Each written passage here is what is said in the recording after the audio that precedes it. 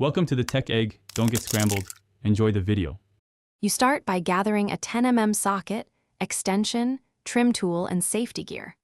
Once ready, disconnect the negative battery terminal to prevent shorts, then remove the battery and tray because the inner headlight bolt sits under it.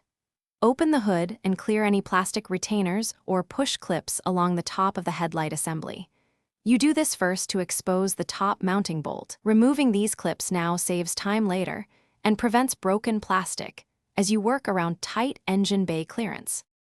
Once the top clips are out, back out the top mounting bolt and then reach for the inner bolt under the battery tray area using an extension.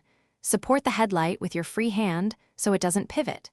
Next, remove the lower mounting bolt close to the bumper. Make sure to unclip the electrical harness and twist out the bulb holders. You want the wiring free before pulling the unit. If a clip resists, use a trim tool to pry gently. Forcing it risks cracking the housing.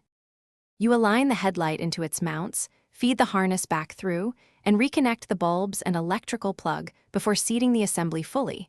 Then install the lower, inner, and top bolts and snug them to hand tight plus a small quarter turn so plastic won't strip. Reinstall the battery tray and battery, then reconnect the negative terminal last. If the beam seems misaligned after reinstall, use the adjustment screws to aim the headlight and double-check bulb seating. Thanks for watching. Consider subscribing if I helped unscramble your problems.